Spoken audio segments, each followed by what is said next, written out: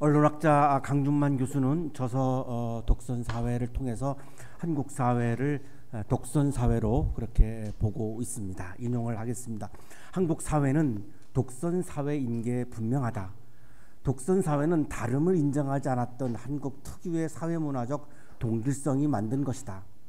우리에게 필요한 건 똑똑해지는 게 아니라 자신의 똑똑함과 확신의 한계를 깨닫는 것이다.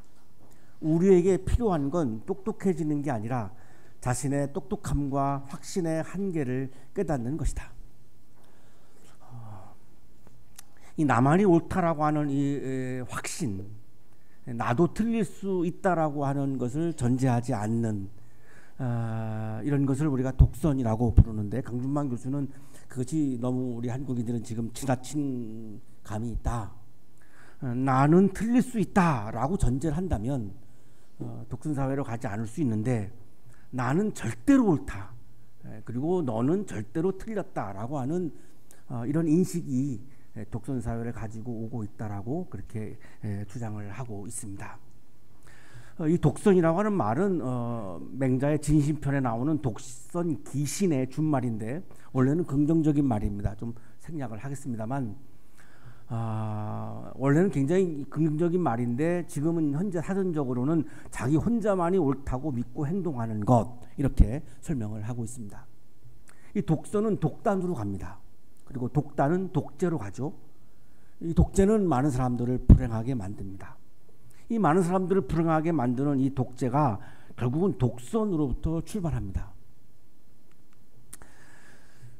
이 한국 사회가 이렇게 갈등과 분열과 싸움이 만연한 독선 사회가 된 이유는 여러 가지 원인이 있을 것입니다. 굉장히 복합적인 원인을 가지고 있을 텐데, 그 중에 하나가 이 초중고등학교 12년을 학교를 다니면서 우리는 4개 중에 정답은 하나만 있다라고 하는 가르침을 받고 자라났습니다. 정답은 하나밖에 없습니다. 그것만 정답이고 그거와 다른 것은 다 오답입니다.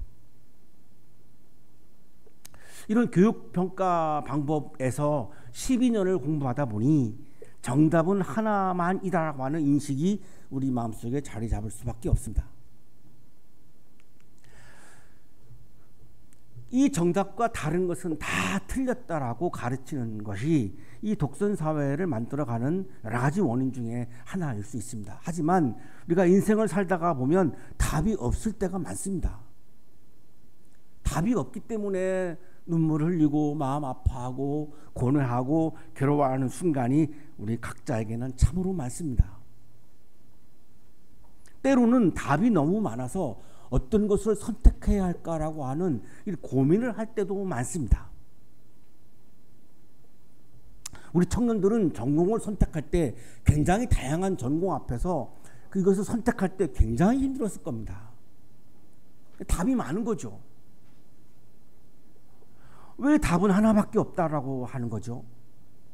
답은 많을 수도 있고 없을 수도 있고 하나일 수도 있고 둘일 수도 있고 4개일 수도 있고 굉장히 복잡하고 다양합니다. 이거를 12년 동안 정답은 하나야, 이거하고 다른 거는 다 틀린 거야 라고 교육을 받다 보니 우리가 사회생활을 하면서도 정답은 하나밖에는 없다라고 하는 인식을 갖다가 보면 나하고 다른 생각을 가진 것은 다 틀렸다라고 하는 이 독선적인 사고를 할 수밖에 없지 않을까라고 하는 생각도 많이 듭니다. 저는 영성과 음악이라고 하는 수업을 하고 있는데 자기 생각을 3가지를 쓰게 합니다. 정답이 없습니다. 자기 생각을 쓰는데 정답이 어디 있습니까? 틀렸다 맞았다도 없습니다. 학생들한테 그렇게 말합니다. 틀렸다 맞았다고 없다고. 논리적인 글, 굉장히 독창적인 글에 점수를 주는 거지, 어떤 정답을 딱 정해놓고 이거를 쓰면 제가 맞았다고 하고 이거를 안 쓰면 틀렸다라고 말하고 그렇게 하지 않습니다. 이런 독선사회는 교회에도 침투를 해서 사랑과 연민과 환대가 없는 독선적인 신앙을 낳았습니다. 신앙이라는 거와 독선적이라고 하는 것은 완전히 배치되는 개념입니다. 신앙이 독선적이다라고 할 수가 없습니다. 신앙에는 사랑이 전제되어 있는데 사랑의 독선이 어떻게 가능하겠습니까? 이상화 목사는 청년들이 교회를 떠나는 31가지 이유라고 하는 책을 썼는데, 10번째, 청년들이 교회를 떠나는 10번째 이유를 독선적인 기독교라고 말하고 있습니다. 청년들의 교회에 대한 거부감 중에서 중요한 부분을 차지하는 것이 기독교가 가지고 있는 배타성의 문제다. 청년들의 눈에 비춰진 교회는 아주 배타적이다라고 청년들이 설문에 답을 했습니다. 교회 가서 첫 번째로 받은 인상이 무엇입니까? 라고 물었더니 1위가 배타적이었습니다 라고 답변했습니다. 그 배타적인 교회에서 청년들은 사랑을 느끼기가 힘들었고 때로는 무섭기까지 했다라고 답변을 했습니다. 그 무서운 교회를 어떻게 청년들이 나올 수 있겠습니까? 이 독선적인 신앙은 자꾸 배타적인 교회를 만드는 데까지 이르렀습니다.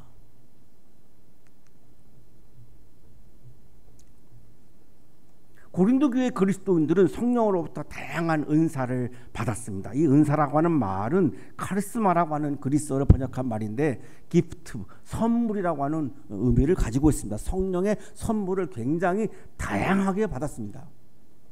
자, 그런데 이 성령의 선물은 좋은 거죠. 굉장히 선물이라고 하는 것은 어떤 선물이든 간에 선물이라고 하는 것은 대가 없이 내가 받는 거기 때문에 굉장히 행복한 거고 좋은 거죠.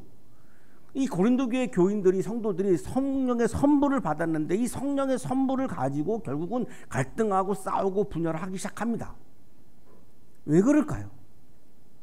이 받은 성령의 선물을 교회 공동체의 유익을 위해서 사용하지 않고 이거를 자기 과시 그리고 타자에 대한 지배로 이것을 사용하기 시작했습니다. 내가 받은 성령의 선물과 당신이 받은 성령의 선물이 다른데, 내가 받은 성령의 선물만 성령이 주신 거지 당신이 받은 거는 성령이 주신 게 아니야. 왜? 다르잖아. 나는 분명히 성령으로부터 받았는데 성령으로 받았다면 같아야지 왜 달라? 이런 독선적인 사고에서 나오는 거죠. 그러나 성령께서는 사람들에게 다양한 선물을 주셨지 모든 사람에게 같은 선물을 주시지 않았습니다. 그런데 고린도의 교인들은 다르니까 네가 받은 선물은 성령의 선물이 아니야 라고 독선적으로 생각을 하는 겁니다. 그러니까 갈등이 생기죠. 싸움이 생기죠. 분열이 생기죠. 그래서 고린도 교회 하면 이미지는 분열된 교회라고 하는 이런 이미지를 갖게 됩니다. 4개의 분파로 나눠가지고 엄청나게 싸운 교회의 대명사가 고린도 교회입니다. 그 여러 가지 원인이 있는데 그 중에 하나가 이 은사에 관한 바로 싸움이었던 겁니다. 자신이 받은 은사만 성령의 은사라고 주장하면서 우월감을 드러내는 이 독선적인 태도가 결국에는 교회를 찢고 갈등하고 분열하고 싸움을 하고 그리스도의 몸을 찢는 그런 과오를 범했습니다. 이거를 신앙이라고 말할 수 있을까요? 아니, 우리는 교회 와서 예배드렸습니다. 성가대도 했습니다. 교사도 했습니다. 주방봉사도 했습니다. 그런데 신앙이 아니라고요? 라고 말할지 모르겠지만 제가 보기에는 이 성령의 은사를 감사하지 못하고 교회 공동체의 이익을 위해서 사용하지 않고 자기 과시, 교만함, 갈등, 분열을 일으키는 데 사용했다면 과연 그것을 신앙이라고 말할 수 있을까? 저는 없다고 생각합니다. 그 신앙이라고 부를 수가 없다고 생각합니다. 신앙은 독선적일 수가 없습니다. 신앙은 가장 중요한 게 사랑입니다. 독선적인 태도로 어떻게 사랑을 실천하죠? 독선적인 태도 안에서는 사랑을 실천할 것이 불가능합니다. 이러한 상황에서 사도 바울은 오늘 이렇게 말씀을 하죠. 신령한 은사들에 대하여 여러분이 모르고 지내기를 나는 바라지 않습니다. 이 신령한 은사가 바로 스피리추얼 기프트, 성령의 선물을 말합니다. 이 모르고 지내기를 나는 바라지 않습니다라고 하는 표현은 꼭 알아야 할 사실이 있습니다라고 하는 의미입니다. 성령의 선물에 대해서, 성령의 은사에 대해서, 성경은 은사라고 표현하고 있는데 은사라고 하는 말을 우리가 평상시에 쓰지 않아서 제가 오늘 자꾸 선물이라고 바꿔서 부릅니다. 성령의 선물에 관해서 우리가 반드시 알아야 할 사항이 있습니다라고 말씀을 시작합니다. 왜 그럴까요? 성령의 선물에 대해서 오해가 많았던 거죠. 알다시피 여러분이 이방인 사람일 때는 여러분은 이리저리 끄는 대로 말 못하는 우상에게로 끌려다녔습니다. 예수님을 믿기 전에는, 그리스도인이 되기 전에는 말하지 못하는 이방인들이 믿었던 그런 우상들에게 끌려다녔다라고 하는 거죠. 이게 무슨 말이냐면 말 못하는 우상의 형상을 세워놓고 이 신이 이렇게 말했다라고 사람이 내가 말하는 겁니다. 어차피 우상은 말 못하니까요. 이렇게 말해서 타자를 지배하고 타자보다 내가 우월한 위치에 올라서고 반대자들, 경쟁자들을 이런 방법으로 다루고 했다라고 하는 겁니다. 이게 고린도 교회에서 벌어진 일들이죠. 그리스도인이 되기 전에는 그렇게 우상을 교묘하게 이용해가지고 타자를 지배하기도 하고 제압하기도 하고 했다는 거죠. 그런데 그리스도인이 된 다음에는 어떻게 바뀌었습니까? 예수는 주님이시다라고 고백하게 되었습니다. 그 전에는요, 우상에 끌려다닐 때는 뭐라고 막 고백했냐면 예수는 저주를 받아라. 유대인들은 십자가에 달린 예수님을 향해서 저주받은 인생이다라고 하는 그런 생각을 가지고 있었습니다. 그래서 많은 유대인들은 예수는 저주받았다라고 생각하고 있는데, 예수를 믿은 이후에는, 그리스도인이 된 이후에는 예수는 주님이시다라고 이렇게 고백이 바뀌었습니다. 이게 어떻게 가능했을까요? 바울은 이것이 성령의 역사라고 봅니다. 다시 말하면 예수는 주님이시다라고 고백하는 사람은 이미 성령을 모신 사람이고 성령을 경험한 사람이라는 겁니다. 이것이 성령의 보편성입니다. 여러분 중에 나는 성령 체험을 못했습니다. 어떤 분은 막 방언도 하고 해서 성령을 체험했는데 나는 방언도 한 적이 없고 입신을 한 적도 없고 정신이 그냥 말짱하고 나는 성령을 경험한 적이 없습니다 라고 하는 위축감에서 신앙생활 하시는 분들이 여기 계실 겁니다. 걱정하지 마십시오. 내가 주님으로 모셨다면 이미 그분은 성령을 체험한 사람입니다. 성령을 체험하지 않고 내가 예수님이 나의 주님이다라고 고백할 수가 없습니다. 내가 주인이지 어떻게 예수님이 주인입니까? 내가 주인이죠. 내 인생에 있어서 내가 주인이죠. 이 세상의 주인은 나죠. 오늘 하루를 살면서 주인이 나죠. 이게 자연인의 고백입니다. 하지만 신앙인이 되고 나면 예수님을 주님이라고, 퀴리오스라고, 로드라고 고백하기 시작합니다. 이게 신앙의 가장 기본이고 전제입니다. 따라서 예수님을 주님이라고 고백하신 분들은 이미 성령을 모신 분이고 성령을 경험한 분입니다. 성령의 보편성을 바울은 지금 강조하는 겁니다. 왜냐하면 성령의 은사를 가지고 너는 성령 받았다, 나는 못 받았다 해서 싸우니까, 아니 너희들 지금 예배 자리에 와 있는 거는 왜 와 있는데? 성령의 역사로 와 있는 건데? 그럼 여기 예배 자리에 와 있는 사람들은 다 성령을 경험한 사람들이잖아. 성령의 보편성을 말하는 겁니다. 지금 이 자리에, 예배 자리에 나와 계신 여러분 모두도 성령을 모셨기 때문에 이 자리에 나온 거지, 여기 그거 아니면 여기 오실 이유가 없습니다. 이 시간에 여기 왜 오셨겠습니까? 성령의 역사에 의해서 성령을 내가 모셨기 때문에, 예수님을 주님으로 고백하기 때문에 그 예수님의 주님을 경배하기 위해서, 찬양하기 위해서, 지금 예배드리기 위해서 이 자리에 오신 거죠. 여러분 모두는 다 지금 성령을 모신 분들이고 성령을 체험한 분들입니다.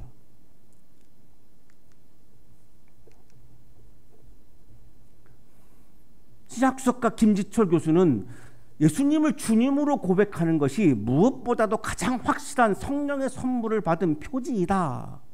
고린도전서의 전공자이십니다. 이분이 소망교회에서도 목회를 하셨는데, 예수님을 주님으로 고백하는 것이 무엇보다도 가장 확실한 성령의 선물을 받은 표지이다, 이렇게 설명합니다. 이러한 변화, 예수님은 저주받았다라고 하는 이 고백이, 예수님은 나의 주님이다라고 하는 이 고백의 변화, 이것은 성령의 선물에 의해서 이루어진 변화의 사건이고, 이것은 어떤 특정한 사람만의 전유물이 아니라 예배의 자리에 나온 모든 사람들에게 해당이 되는 성령의 보편성이다라고 지금 사도 바울은 고린도 교인들에게 강조하고 있습니다. 신약주석가 권영경 교수는 이렇게 강조합니다. 영적인 것을 내세우면서 서로의 구별과 차별에 몰두하는 그리스도인들은 그것이 얼마나 육신적인 행태인지를 깨달아야 합니다. 성령의 은사를, 성령의 선물을 가지고 내가 우월감에 빠지고 자기 과시를 하고 다른 사람들을 무시하고 다른 사람들을 제압하고 지배하고 한다면 그것 자체가 얼마나 세속적이고 얼마나 육신적인 건데 그것이 어떻게 거룩한 성령으로부터 온 선물이라고 말할 수 있습니까? 라고 하는 질문입니다. 성령의 선물은 거룩한 건데 거룩한 선물을 받은 사람이 정말 거룩하지 않은 다른 사람을 내가 지배하려고 하고 다른 사람을 공격하고 다른 사람을 비하하고 폄하하고 한다면 그것이 어떻게 성령의 선물을 받은 사람이라고 말할 수 있을까? 그거야말로 가장 세속적인 거고 가장 육신적인 거 아니냐라고 비판을 합니다.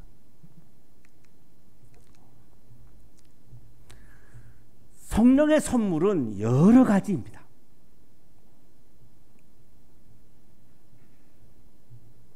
선물이 하나면 막 그거를 만드는 회사는 어마어마한 부자가 될 거예요.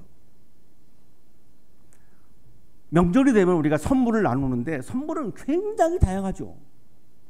성령의 선물도 굉장히 다양합니다. 하지만 성령은 한 분입니다. 그런데 고린도 교인들의 착각은 뭐죠? 성령의 선물이 다르니까 이 다른 성령의 선물들이 한 성령으로부터 왔다라고 하는 것을 깨닫지 못하는 겁니다. 하나만이 정답이니까요. 정답이 여러 개일 수가 없으니까요. 내가 받은 성령의 선물은 진짜 성령의 선물인데 그러면 이거와 다른 선물은 다 성령으로부터 온 선물이 아니라고 주장하는 거죠. 독선적인 거죠. 이 독선이 낳은 비극입니다. 하지만 분명한 것은 그 다양한 성령의 선물들은 다 한 성령으로부터 온 것입니다. 바울은 오늘 본문에서 9가지 성령의 선물을 말씀을 합니다. 성령의 선물은 이 9가지만 있다라고 하는 게 아닙니다. 이건 오해입니다. 여러 가지 굉장히 많은데 이 다 9가지를 지금 예를 들어서 말씀을 하는 거지 이것만이 성령의 선물이고 다른 것은 아니다라고 하는 말씀은 아닙니다. 샘플로 말씀을 하는 거죠. 중요한 거는 굉장히 다양하다라고 하는 겁니다. 지금 이 자리에서 예배를 드리고 있는 우리 모두도 받은 성령의 선물이 다 다릅니다. 굉장히 다릅니다.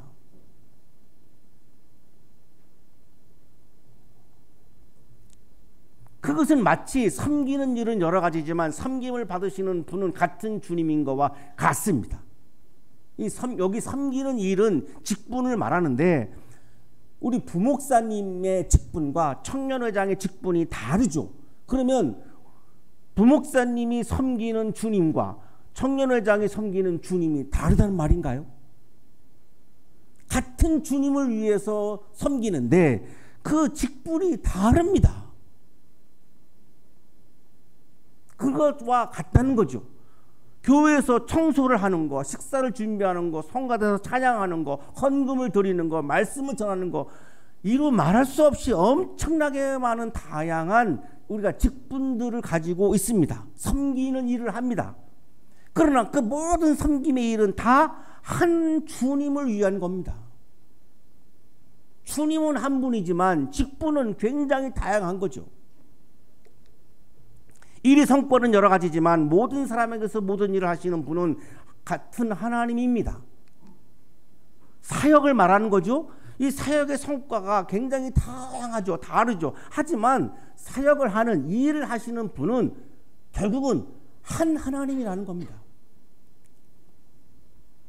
여기 보면 정말 기가 막힌 구도가 보이는데요.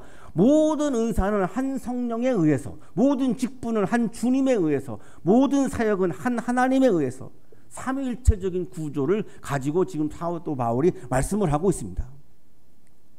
하나님도 한 분이고 예수님도 한 분이고 성령도 한 분입니다. 이것이 통일성입니다. 하지만 성령의 선물은 다양하고 직분도 다양하고 그리고 사역도 다양합니다.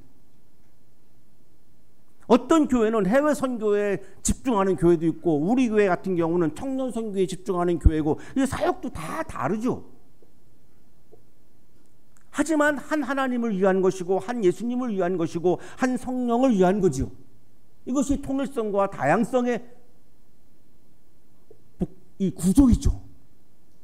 교회 공동체는 획일적이어서 통일성을 가지는 것이 아닙니다. 군대는 획일적으로 통일성을 유지합니다. 전쟁하기 위해서 그런 겁니다. 교회는 획일적인 것이 아니라 다양성을 존중하면서 통일성을 가지는 공동체입니다. 다양성을 존중한다고 해서 통일성을 부정하는 것이 아닙니다. 이러면 콩가루가 되어버립니다. 다양성을 존중하면서 통일성을 가지는 공동체가 기가 막힌 교회 공동체입니다. 세대 간의 다양함, 성의 다양함, 문화의 다양함, 학력의 다양함, 교회만큼 그렇게 많은 다양한 사람들이 모여서 하나를 이루고 통일을 이루는 공동체는 이 세상 어디에도 없습니다. 교회가 가장 모범적인 다양성을 존중하면서 통일성을 가지는 공동체입니다. 그런데 고린도 교회는 이것을 깨버린 겁니다. 왜? 독선적인 태도가 만든 비극입니다.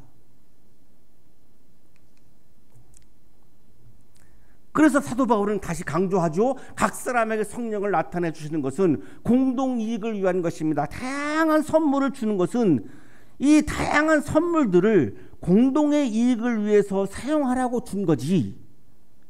다양한 선물이 있어야 하나의 공동체가 건강하고 아름다워질 수 있지. 하나의 선물만 있으면 그 교회가 교회 구실을 할 수가 없지요.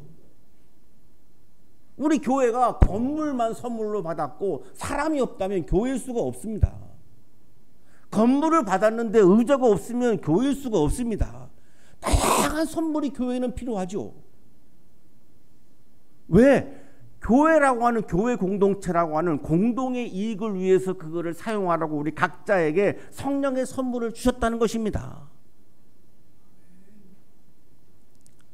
어떤 분은 성가대를 통해서, 어떤 분은 오르간을 통해서, 어떤 분은 헌금을 통해서, 어떤 분들은 전도를 통해서, 어떤 분들은 청년 사역을 통해서 다양한 선물을 주셔야 교회가 교회다워질 수 있기 때문에 각자에게 여러 가지 다른 성령의 선물을 주셨다는 겁니다. 이 선물을 교회 공동체라고 하는 공동의 이익을 위해서 사용하라고 준 거지 자기 과시나 교만이나 자만이나 지배를 위한 도구거나 이것을 위해서 주신 것이 아니라고 지금 강조하는 겁니다.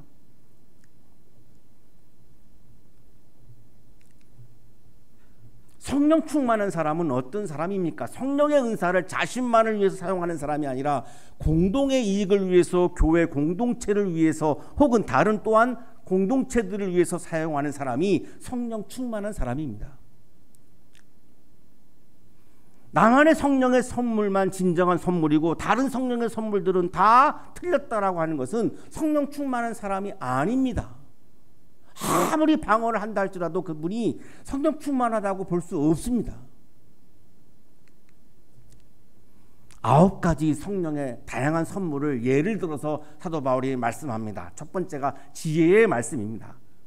지혜의 말씀을 선물로 받은 사람은 사람들에게 하나님의 뜻을 전함으로 신앙적으로 공동의 이익에 기여합니다. 하나님의 뜻을 전하지 아니하면 하나님의 뜻에 대해서 너무 무분별해지고 무질서해집니다. 그래서 이단이 막 나옵니다. 갈등이 나옵니다. 둘째, 지식의 말씀인데 지식의 말씀을 선물로 받은 사람은 하나님의 말씀을 왜곡하지 않고 정확하게, 정직하게, 바르게 전달함으로 신앙적으로 공동의 이익에 기여합니다. 고린도 교회 교인들도 그랬고 지금 한국 교회의 그리스도인들도 그렇고 성령의 은사 그러면 딱 떠오르는 게 방언입니다. 그만큼 강력했기 때문이죠. 그런데 사도 바울은 지금 예를 들면서 첫째가 방언이 아닙니다. 지혜의 말씀입니다. 그리고 두 번째도 방언이 아닙니다. 지식의 말씀입니다. 말씀입니다.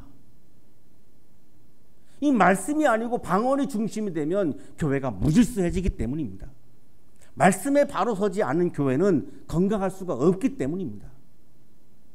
셋째가 믿음입니다. 믿음을 선물로, 성령의 선물로 받은 사람은 힘겨운 상황에서 좌절하지 않고 끊임없이 하나님을 신뢰하면서 살아가죠. 많은 교회 공동체 식구들에게 격려를 줍니다. 기여를 하죠. 넷째가 병 고치는 능력입니다. 치유의 능력을 선물로 받은 사람은 아픈 신자들을 도우면서 교회 공동체의 유익에 기여합니다. 여기 병 고치는 능력은 기적을 베푸는 능력도 포함하고 의료적인 행위를 통해서 병 고치는 것도 포함합니다. 지금 이 자리에도 병 고치는 은사를 받은 여러분들이 지금 이 자리에 계십니다. 반드시 이게 어떤 이상한 기적만을 의미하지 않습니다. 그것도 포함하고 의사분들이 병을 고치는 것도 포함하는 겁니다. 다섯째, 기적을 행하는 능력인데 능력 수행을 말하는데 능력 수행을 선물로 받은 사람은 하나님의 능력을 드러내는 활동으로 교회 공동체의 유익에 기여합니다. 하나님의 살아계심을 증거하게 되죠. 여기서 말하는 기적은 특별한 현상을 포함하고 모든 사람들이 세속적인 욕망, 이기적인 욕망을 추구하는 상황에서도 끝까지 올곧게 말씀과 성령을 따라서 눈물겹게 감동적으로 살아가는 것도 포함합니다. 우리 주변에는 많은 사람들이 다 자기 이권을 위해서 이익을 추구하지만 끝까지 십자가의 길을 걸어가는 분들도 있고 오로지 말씀에 굳게 서서 그 말씀을 정직하게 따라 손해를 보더라도 따라가는 분들도 있습니다. 이것도 기적에 포함됩니다. 기적이죠. 여섯째, 예언하는 은사인데 이 예언은 프로페테이아를 옮긴 말인데 점치는 말이 아니고 오늘날로 말하면 설교를 말합니다. 일곱째, 영을 분별하는 은사입니다. 영을 분별하는 은사를 선물로 받은 사람은 성령의 역사와 악령의 역사를 구분합니다. 이 성령의 역사와 악령의 역사가 구분하기가 어렵습니다. 이거를 구분하지 아니하면 교회가 악령에 시험 들게 되죠. 여덟째, 방언을 말하는 은사입니다. 사도행전 2장에 나오는 방언은 외국어를 말하는 것이고 오늘 고린도전서에 나오는 방언은 영적인 언어를 말합니다. 하나님과 내가 1대1로 은밀하게 대화하는 알 수 없는 말입니다. 다른 사람은 본인도 알 수 없는 말입니다. 이게 방언입니다. 이 방언은 자신에게 덕을 끼치는 선물이라고 고린도전서 14장 4절이 말씀하죠. 방언으로 말하는 사람은 자기에게만 덕을 끼치고 예언하는 사람은 교회에 덕을 끼칩니다. 설교는 교회에 덕을 끼치고 방언은 자기 자신에게만 해당되는 덕을 끼친다라고 말씀합니다. 따라서 방언을 선물로 받은 사람은 자만과 교만과 독선에 빠지지 않고 이것을 어떻게 공동체의 유익을 위해서 내가 사용할 수 있을까를 겸손한 자세로 고민해야 하는 겁니다. 그러나 고린도교회 교인들 중에 방언을 받은 사람들은 이걸 내세우면서 자기의 영적 우월감을 주장하고 교회 내에서 어떤 더 큰 영향력을 행사하려고 했습니다. 이것이 문제가 돼서 교회가 싸움이 나고 분열이 일어났다는 거죠. 오늘날의 한국 교회에도 이런 사례들이 굉장히 많습니다. 영적인 것은 눈에 보이지 않기 때문에 내가 너보다 영적으로 더 우월하다고 주장하면 할 말이 없습니다. 어떻게 합니까? 할 말이 없습니다. 아홉째, 방언을 통역하는 은사입니다. 방언을 통역하는 은사를 받은 사람은 알 수 없는 말을 알 수 있는 말로 옮깁니다. 이래서 교회를 혼란에 빠지지 않게 하고 신앙적으로 교회 공동체의 유익에 기여합니다. 사도 바울은 다시 한번 강조하죠. 9가지의 예를 말씀하시고 나서 이 모든 다양한 선물들은 한 성령에 의해서 이루어지는 거라고. 다양성과 통일성의 조화이죠.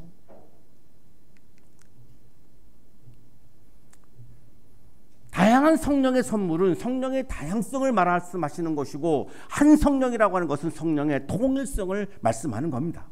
신약 주석가 권영경 교수는 성령의 선물은 공동체의 유익을 위한 섬김을 위한 것이지 자랑과 우월을 위한 것이 아니라고 강조합니다. 하나님의 은혜는 이런 헛된 경쟁과 자랑의 그물에서 신자들을 자유롭게 한다. 진정으로 하나님의 은혜를 체험한 사람은 경쟁하지 않습니다. 교회 내에서. 교회 내에서 자랑하지 않습니다. 이 자유로운 공간에서 그들은 자기 위상을 보존하려는 경쟁의 수단이 아니라 공동체의 유익을 위해 자신을 내어주는 섬김의 통로로 성령의 은사를 부여받는다. 진정으로 하나님의 은혜를 체험한 사람은 성령께서 자기에게 주신 선물을 교회 공동체를 위해서 기여하고 섬기는 통로로 사용한다는 겁니다. 그 사람이 진심으로 성령 충만한 사람이라는 겁니다. 소설가 송룡은 기독교 사상에 실린 독선과 독단에 갇힌 예수라고 하는 글을 통해서 다양성을 존중하지 못하는 독선적인 그리스도인들을 향해서 사랑이 결핍된 독선은 예수님의 가르침을 따르지 않는 것이라고 지적했습니다. 유감스럽게도 나는 그들의 얼굴에서 사랑은커녕 기껏해야 신의 은총을 독점하고 있다는 자만과 터무니없는 독선밖에는 읽지 못한다. 성령의 선물을 가지고 자기 과시하고 자랑하고 우월감을 나타내는 사람들을 향해서 하는 말입니다. 유감스럽게도 나는 그들의 얼굴에서 사랑은커녕 기껏해야 신의 은총을 독점하고 있다는 자만과 터무니없는 독선밖에는 읽지 못한다. 자만과 독선이야 말할 것도 없이 예수의 가르침이라고는 말할 수 없을 것이다. 자만과 독선이야 독선은 예수님의 가르침이라고 말할 수 없을 것이다. 독단적 종교나 공산주의, 그것이 비인간적이기는 마찬가지다. 사랑의 결핍에서 포용하고 허락하고 용서하지 않으려는 사랑의 결핍에서 그것은 다같이 비인간적이며 비기독교적이다. 독선은 비기독교적이라고 따끔하게 우리를 향해서 충고하고 있습니다. 사랑하는 한양 가족 여러분, 우리는 모두 성령을 모신 그리스도인입니다. 성령을 모셨기에 지금 예배의 자리에 와 있습니다. 우리는 각자 다른 성령의 선물을 받았습니다. 따라서 다른 사람이 받은 성령의 선물을 내가 못 받았다고 해서 이것이 하나님이 나를 차별한다라고 하는 것이 아닙니다. 한 성령으로부터 다양한 선물을 주셨고 다른 사람에게 주시지 않은 것을 또 나에게도 주신 것이 있습니다.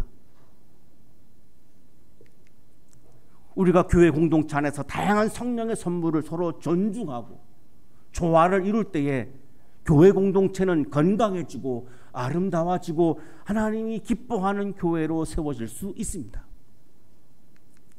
독선과 자만과 교만과 우월감의 유혹을 물리치고 다양성을 존중하며 이웃과 교회 공동체를 섬기는 아름다운 성령의 사람이 되시기를 간절히 축원합니다.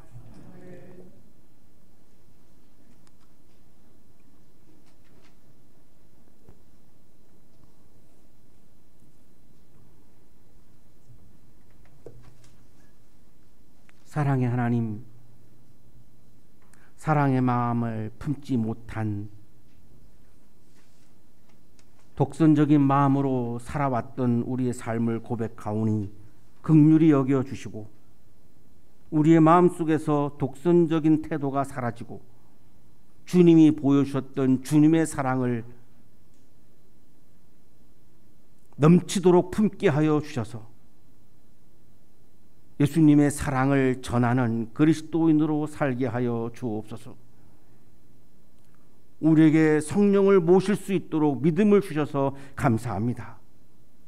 우리에게 다양한 성령의 선물을 허락해 주셔서 감사합니다. 그 선물 앞에서 교만해지지 않게 하시고 우울감에 빠지지 않게 하시고 성령께서 주신 선물을 교회 공동체를 위해서 공동의 이익을 위해서 아름답게 사용하는 아름다운 그리스도인으로 살게 해 주옵소서. 예수 그리스도 이름으로 기도하옵나이다. 아멘.